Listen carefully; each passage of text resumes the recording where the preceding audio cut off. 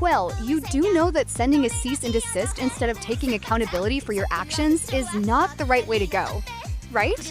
So if you haven't heard, Joji, the person and victim that made the Google Doc exposing her, is being threatened by Qwel on the topic of being sued. You heard that right.